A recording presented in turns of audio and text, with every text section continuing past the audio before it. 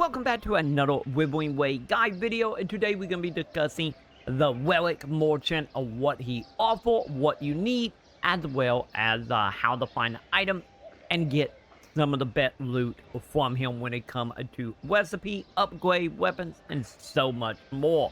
But before we hop into all this, if you're new here, hello, I am here to help you with all your MMO gacha live service games. So make sure to thumbs up, subscribe, hit all the bell below, and with that, let's jump into this and let's discuss about everything you need to know about the Relic merchant. So to start off here, you can go ahead and find the merchant himself in the main city over here, pretty much on the left side between the two teleport points.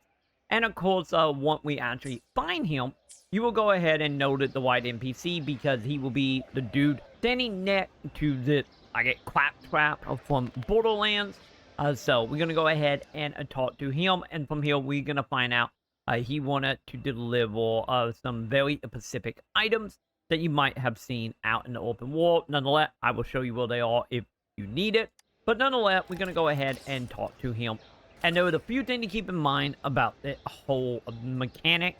Is, of course, that will be a multi-level item turn in. So the more items you find, the more you turn in, the higher level the robot become, and more loot you get.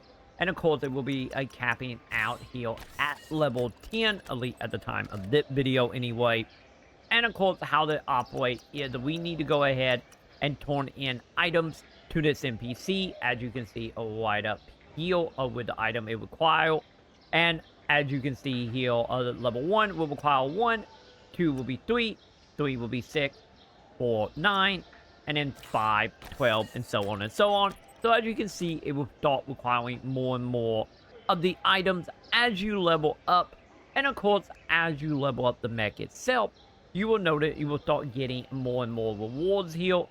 So right now, as you can see, I'm at level 5. I'm getting myself some of the currency for pulling. We're getting some more pulling item for the more higher end characters, as well as some experience and some money for the in-game currency. And of course, as you continue onwards, you will get any more stuff with the core capping out at level 10.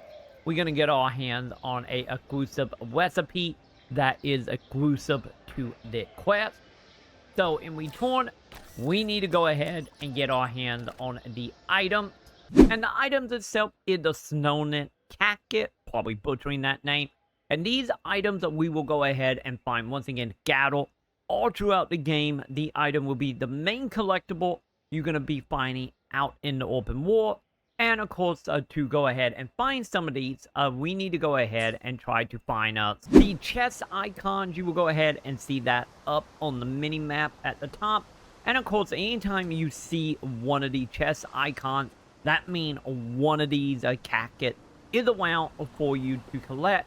Of course, the game itself will go ahead and put a error on it if you need to go higher or lower.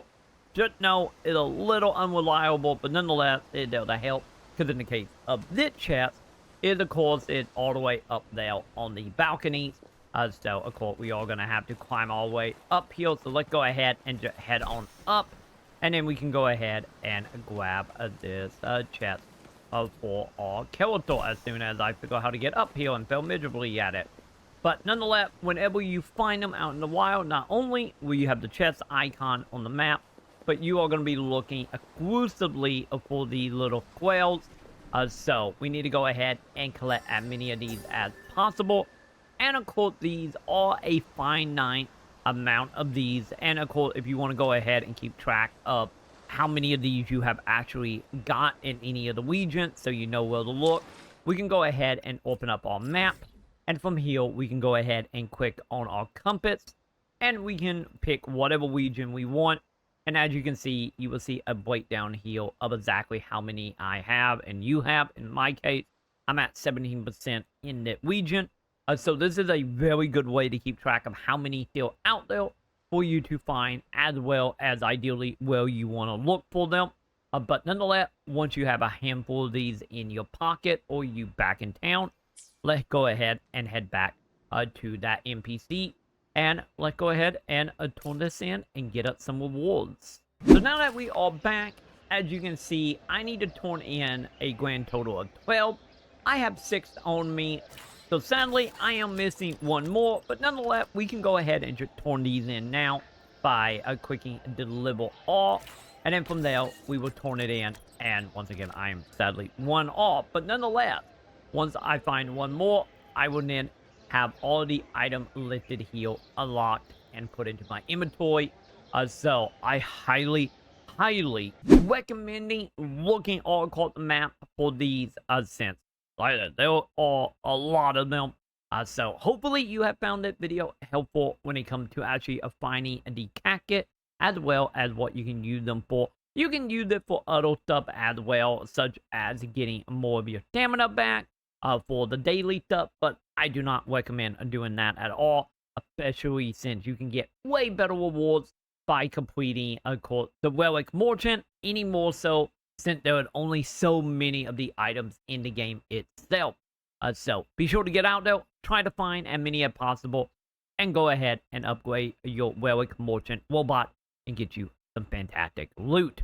But with that, that's going to go ahead and do it for me for the Wuthering Waves guide. If you have found it useful in any way, shape, or form, be sure to thumbs up, subscribe, hit all the bell for any more Gacha MMO live server guide, video, tutorial, news, and everything else in between. And of course, like always, I will go ahead and see you in the comments.